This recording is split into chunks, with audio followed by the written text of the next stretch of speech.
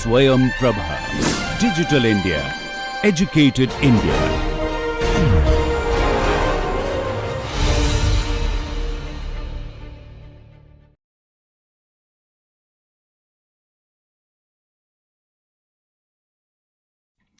Okay, so let's continue our discussion related to amplifiers. And in the last lecture, we had seen that if we have an ideal transistor, then it's very easy to construct an amplifier by simply connecting the voltage that we want to be amplified to its input and connect a load resistor at its output. But ideal transistors are not available, and we were looking at how to take care of the various non-idealities that may be present in a practical transistor. And in the last lecture, we had seen that suppose the relationship between current and output current and voltage follows this particular behavior, where the current is zero until a particular threshold is crossed, and after that the current begins to increase linearly with Vi. And the output current versus output voltage is like an ideal transistor here. And then we had seen that in order to take care of this non-ideality, we have to bias the transistor using this particular bias voltage here and RB here, such that the transistor operates in this particular region here.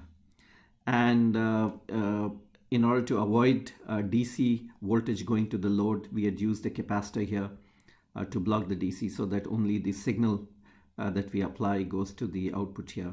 And to provide a DC path, when we are biasing it, we require a DC current to flow through our element X. And this one resistor was added to provide a DC path here. And this kind of an arrangement was used to apply a voltage to the input of the element X here, which is the sum of Vs plus Vb here. And we had seen that these are in cases where one terminal of both Vs and Vb is ground. So we cannot simply stack one on top of another to add up the two voltages. We have to use an arrangement in this particular manner here. So let's add some more non-ideality to our hypothetical transistor here. So let's look at an element Y, which has this non-ideality here, that the current is zero below a threshold voltage here. But besides that, it also has non-ideality in the output characteristics here, that the output current is independent of output voltage in this particular region here. And below a voltage equal to, let's say, V saturation, the current is actually zero. And in the negative direction also, the current is zero here. All right, so remember, in an ideal transistor, I naught is independent of V naught and is of this particular nature here. So we have two non-idealities, a non-ideality which was present earlier also, and which we know how to take care of. But we have an additional non-ideality in the output current versus output voltage here. So if we compare this characteristics with this, we know that if we want to use our device Y as an amplifier, we'll have to operate somewhere in this particular region, obviously, because in this particular region, then the current output current is zero, and obviously will not get any amplification. So we have to, push our device into this particular region here. All right, so will our earlier solution work? The earlier solution was of this kind here, right? So will this solution work for a device like this here? Well, let's evaluate. So this is the arrangement, biasing arrangement that we have here, okay? So let's look at whether this particular arrangement will work. Now note, as we just discussed, in order for our transistor, for a device Y to amplify, we'll have to operate somewhere here above threshold voltage, and we had seen issues related to what is an appropriate biasing of voltage here. So we'll have to operate somewhere here. And similarly, on this characteristics I0Y versus V0Y, we'll have to operate somewhere over here. So what we are saying is that this is the bias point for our device here. Bias point, or we had discussed earlier, is also called quiescent point or Q point here. So we'll have to push our device Y. We'll have to operate it at this particular place here. And once we operate it at this particular place, then when the signal comes in and it goes through my device here, it will get amplified and appear over the output here. Okay, so, and we had also seen, so we have two kinds of voltages and currents in the circuit. One is the DC bias voltage here to operate it at a particular Q point.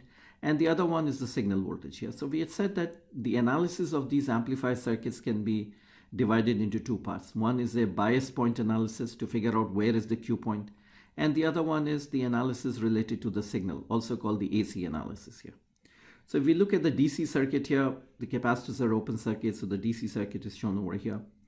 And so if we look at this case here, well, we have applied voltage which is larger than the threshold voltage here, so that's fine. So we are somewhere over here, but this requires a current to flow, and the current to flow in this direction here. And then this results, the current of course has to go like this, and then this results in a negative voltage here.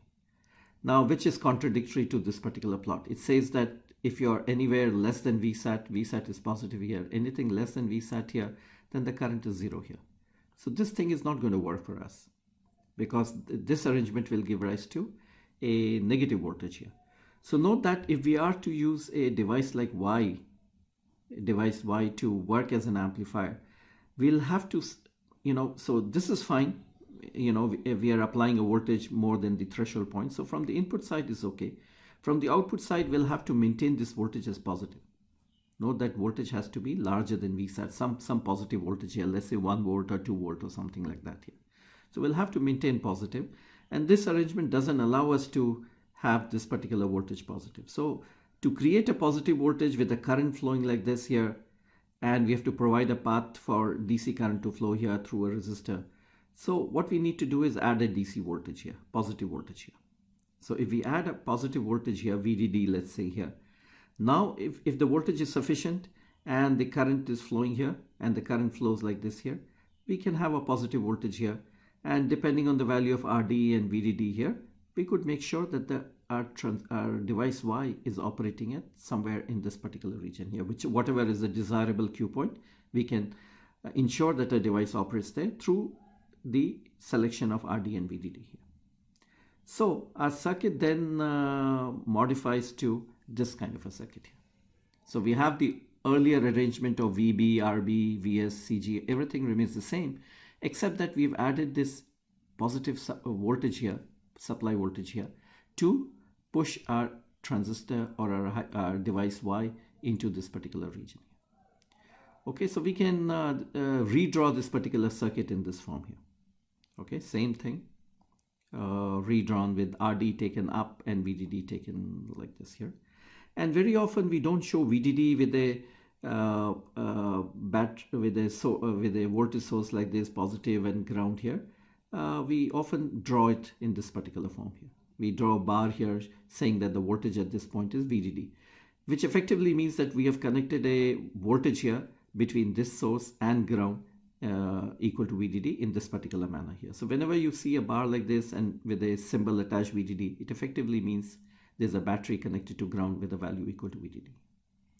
All right, so this is the revised schematic that we have, and this should help in amplifying here, because this arrangement of VB, RB and VDD, RD will help to ensure that my device Y is at this particular Q point here. And after that, the signal will go through and will get amplified here. Okay. The other one is, if we look at this particular schematic, we are using two DC voltages. One here to bias to make the voltage larger than threshold voltage here, and another one here. And so the issue is, why unnecessarily use two DC voltages? Can we bias using one single DC voltage only? And so using only, let's say VDD, using only VDD, can we bias, can we incorporate the effects of VB and RB? And the answer is simple, yes, we can do that. Note that the effect of VB and RB is nothing but to generate a DC voltage here. Well, we could do that through this particular means here, VDD here, and we could build a voltage divider R1, R2, and that would generate a DC voltage at this particular point. Okay, we are of course assuming that we'll choose VDD, which is larger than VB here. Okay, and so VDD is chosen as larger than VB, and therefore the value of VB that was going here as DC voltage here through R1 and R2 voltage divider. So it is easy to see that VB will be equal to VDD, R2 by R1 plus R2. So by suitably selecting this ratio R1 and R2, we could get the same effect as this VB and RB that you see. Okay. All right, so that becomes our revised schematic here. A schematic of an amplifier using a device Y here. So this arrangement, again, this of use of VDD and RD is to create a positive voltage at this particular point so that we operate here. And the arrangement of R1 and R2 through VDD is to create a positive voltage greater than V alpha so that we operate somewhere over here. Okay. All right. So let's further add some issues with our device. And so we are taking this sort of an abstract approach and gradually adding more non-idealities to arrive at a device which will look more like a transistor. And therefore, the amplifier schematic that we would construct would then be suitable for the real transistor also. So in this case, we have a characteristics very similar to what we had in device Y, except that what we are saying is that I0 versus Vi characteristics is very sharp. There is a threshold, but it's very, very sharp here. And the reason why we are saying this is, for example, if we were to look at a bipolar transistor, and in a bipolar transistor, this may be base and this may be emitter. And between base and emitter, there is a diode. And we know that there's a certain amount of voltage that is required to cause significant current to flow. Maybe the voltage is about 0.7 or so. And the diode characteristics is exponential. It's very sharp. So basically to look at what are the consequences of a very sharp characteristics, let's look at this device Z here, which is the same as device Y, but with a very sharp characteristic. So this is the amplifier that we had here, right? This is the amplifier that we have here. And this is the characteristics. I0Z is equal to 0 for VOZ less than 0.2. So this is 0.2 here. For anything less than that is 0 here. For anything greater than that is a constant. And then it depends on the value of VIZ here, input here. So for VIZ less than 1 volt, threshold less than 1 volt is 0. And for VIZ greater than 1 volt is 1 times VIZ minus 1 here.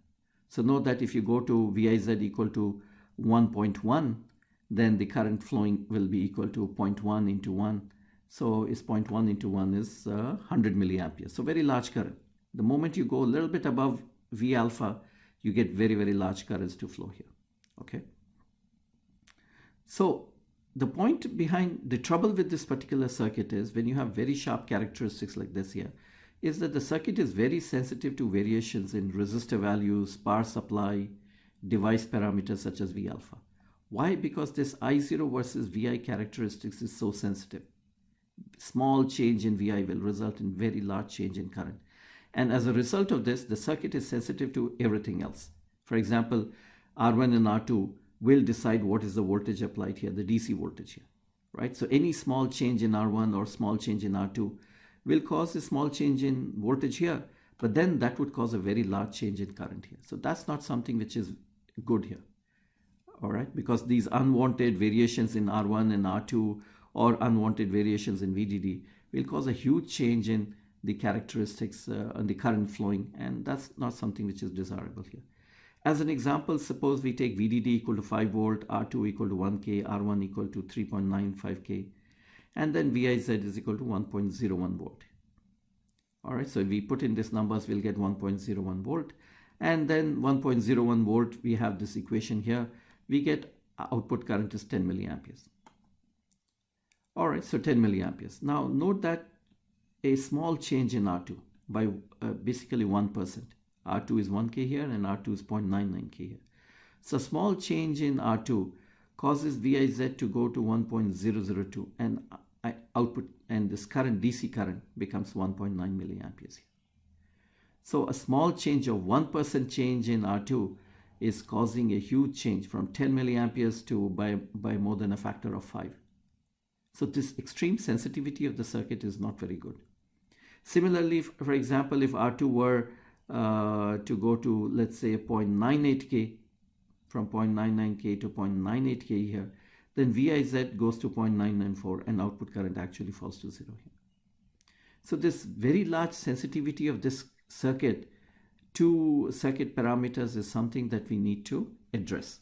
Otherwise, this I naught Z versus VIZ being very sharp will create a problem.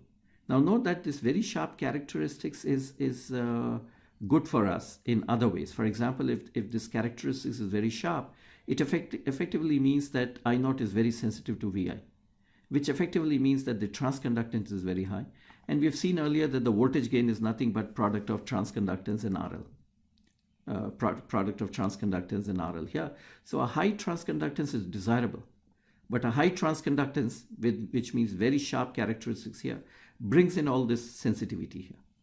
So let's solve this problem of sensitivity here. And one solution to this particular problem of sensitivity is to add a resistor here. Earlier, this particular terminal was connected to ground, and let's add a resistor at this particular point here. And let's analyze this particular circuit. So let's do a DC analysis. So DC analysis, all these capacitors are open here. So we get effectively a circuit like this here. VDD, R1, R2, RD here, and RSO here. And in general, a circuit like this, note that we can redraw it like this here, VDD, R1, R2 here. And then what we can do is we can build a Thevenin's equivalent between this node and ground here. Thevenin's equivalent of this particular circuit. And so Thevenin's equivalent would be open circuit voltage here, which is nothing but voltage divider. And the Thevenin's resistance would be resistance looking left of this particular part, which is R1 parallel R2. Right, so we can describe it by a Thevenin's voltage and a Thevenin's resistance here. Thevenin's resistance being R1 parallel R2, and Thevenin's resistance is nothing but voltage divider here. So DC circuit becomes like this here. All right, so let's continue. So DC circuit is like this, and this element Z that you see here has this characteristics. From input side is open circuit here, and from output side is a dependent current source with the value Gm VIZ minus V alpha. The moment you are greater than V alpha, this is the current flow here. So let's take this model here and plug it here into our circuit. So this is what we obtain. Okay. And then let's do a KVL here. Let's do a KVL here. Let's write down the equation. So minus Vt plus, note that there is no current flow here, plus Viz here, plus Iz0 RSO equal to 0 here. And note that since I0 versus Viz characteristics is very sharp, so although Viz will differ from Vt, but will differ from V alpha, but because it's very sharp, as an approximation, Viz will be almost equal to V alpha here. Just like when we take a diode with an exponential characteristics, it's very sharp. We know that the diode voltage drops, diode voltage changes, but we take diode voltage equal to 0.7 or so. So in this case, we are taking Viz equal to V alpha equal to 1 volt here. So I0Z then becomes here Vt minus V alpha by Rs0 here. And note that basically then the current is decided by this expression here. And the current is no longer very sensitive to parameters there. The current depends on whatever is the bias voltage that you apply here and whatever is the current here. And if for some reason, let's say you change R1 and R2, note that Vt depends on R1 and R2. If R1 and R2 change by 1%, the variation in Vt would be 1%. And you can see the variation in I0Z will also be around 1% here. So the sensitivity of the circuit is brought down by connecting this RS0 here. So we now have I0 dependent on this particular relationship. Earlier when RS0 was not there, then the current was dependent on Viz and Viz was equal to Vt. So a small change in Vt would result in the change in Viz, and because of the sharp characteristics, a very large change in I0 would occur. But now, because we have connected this extra drop in this particular loop here, and then the current is practically determined by this particular expression. It's no longer determined by this sharp characteristics. So sensitivity of the circuit to various parameters is reduced considerably if we add this particular resistor in this particular path here. And now my circuit, my bias point, everything will become very, very stable because of this particular feature here. Okay. So this becomes our revised circuit here, right? So gradually we are adding more complexity to a circuit to address various issues that are there here, right? So we started by adding RD and R1, R2 and capacitors here, and now we've added RS0 here. All right, so let's analyze this particular circuit. So DC analysis we've already done. Let's do a AC analysis. So when we are doing AC analysis, the capacitor will become a short because the impedance of the capacitor, we are saying at the frequency of interest, is very, very small. So that's why we are taking it as a short. Any DC voltage will become shorted. So remember, there's a DC voltage here connected to ground, so that will become a short. That's why this is ground here. So this is a circuit that we get here. And we can simplify it. Note that this point is ground, so R1 is effectively in parallel with R2. RD is effectively in parallel with RL. So we can simplify this circuit in this particular manner here. And then this is the model here. This is the model for this particular element. And we had seen earlier that GM times V alpha is a DC part here, so we can ignore it. So this is the AC model of this particular element here, our element Z. So let's take this element out, put in the AC model here. So let's do that. Let's replace it by the AC model shown over here. And we get the circuit here. And now it's easy to analyze it. Let's write a KVL here. Vs will be equal to Viz plus Gm Viz Rs0 here, the drop here. That's the second term here. The drop here is nothing but this current multiplied by Rs0 here. And V0 is nothing but this current multiplied by Rd parallel RL, so V0 is here. And we can solve these two equations to show that the voltage gain is minus Gm Rd parallel RL, 1 plus Gm Rs0 here. All right, so this is the voltage gain of this particular circuit. All right, so let's compare. This was the original circuit. This was an original amplifier where we didn't bother about where the characteristics of Y was not very sharp, and so we didn't bother much about the sensitivity. And the gain of this particular circuit was Gm Rd parallel RL here. Now we have a device Z which is very sensitive, which has very sharp input characteristics here. And so we had to add a resistor Rs0 here. And so by adding a resistor Rs0, we could reduce the sensitivity of the circuit to R1, R2, VDD and all the other things that are there, make the circuit much more stable. But the gain has fallen. The gain is now Gm Rd parallel RL same, but is divided by 1 plus Gm Rs0 here. So if we plug in some typical values, we'll see that this Gm Rs0 would be larger than 1. And in fact, if we put in some typical values here, if we try to design it, we'll find that if the gain is, let's say, 100 or so here, the gain becomes something like 2 or 3 here. So the gain becomes considerably smaller. So we have solved one problem, but in the process, we have lost the gain here. The gain becomes very small because of this term in the denominator here.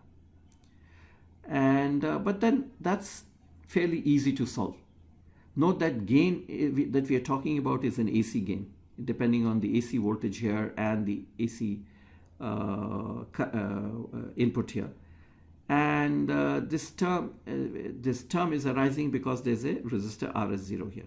So note that if we connect a capacitor across it, then under AC condition, if the capacitor value is large, this Cs, 1 by omega Cs will come in parallel with Rs0.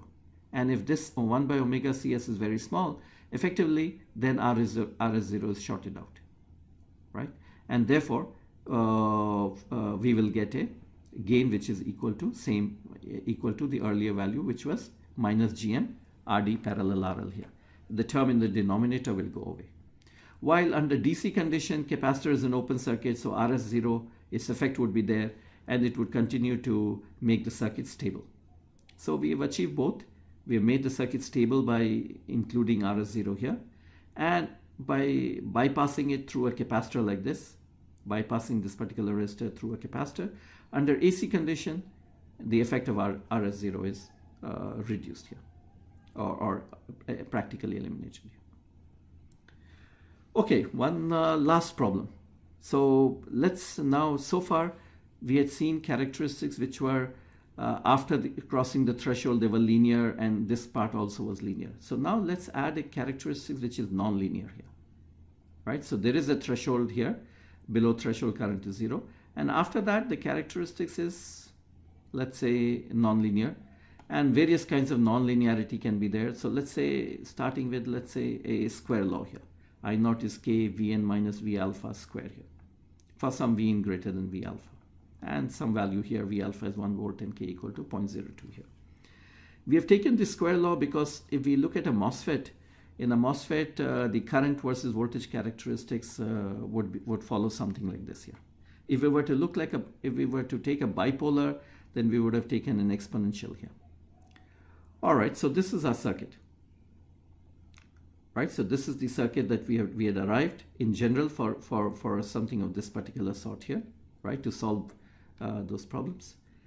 And let's look at how this particular circuit will behave when we have a non-linearity like this here. Okay, so remember, for amplification we wanted a linear characteristics. We wanted output to be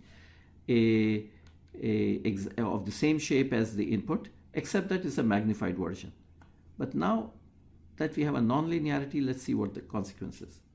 So let's say VB is 1.5. VB means we've chosen R1 and R2 such that this voltage at this particular point is 1.5 volt here.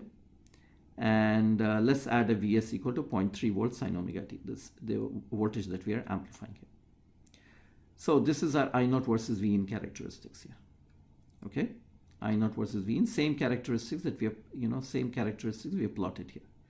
And we are biasing it at 1.5 volt here. Okay, 1.5 volt. So now we apply a total input would be the sum of the biasing voltage, 1.5 volt is DC, plus on top of that we have a 0.3 here. So 1.5 to 1.8 it goes, and 1.5 minus 0.3, so 1.2 it goes here. So that's the net voltage here. So what would happen is, this is the biasing point, and the voltage will go a little bit above and a little bit below, and therefore I naught will vary. Because of the sinusoidal part, the I naught will vary here. So the I naught goes like this here. There's a DC value of I naught. Note that the DC value will be corresponding to 1.5, about 5 milliamperes. So the DC value is 5 milliamperes here. And then because of the AC signal here, I naught also executes the signal here. But note, you can see that even though the input is a perfect sinusoid, the current is not a perfect sinusoid here. Why? Because the characteristics is nonlinear here. So when you go from 1.5 to 1.8, when you go here, the current increases because it's a square law, the current increases more than when you go from 1.5 to 1.2 here. The current doesn't decrease as much. And that shows up here in the distortion in the output current here. And if the output current, note that the output current is here, the output current of the device Z. If we were to draw the AC circuit, the output current would flow through a parallel combination of RD and RL. So V naught is nothing but related to minus I naught, the AC part of the this part here, multiplied by RD parallel RL. So if we were to draw V naught also looks like this here. So V naught is also distorted. And so this is the consequence. Because it's nonlinear, my output voltage is now distorted. And is distorted, and therefore our amplifier has a problem, because we wanted output voltage to be a perfect sinusoid, to look exactly like the input. But now because of nonlinearity, there's a distortion. There's a distortion because we are biasing it at a particular point, and when the input voltage is going up, the current is increasing a lot more in the positive direction, and when input voltage is going down, the current is not decreasing by as much here because of this nonlinearity there. So waveform is distorted. Now, however, that's something that we cannot do. Whenever we have a nonlinearity, the distortion will always be there. However, if our input is reduced to 0.1 volt sine omega t, so earlier it was 0.3, but suppose we have Vs equal to 0.1 volt sine omega t. This is what the output looks like here.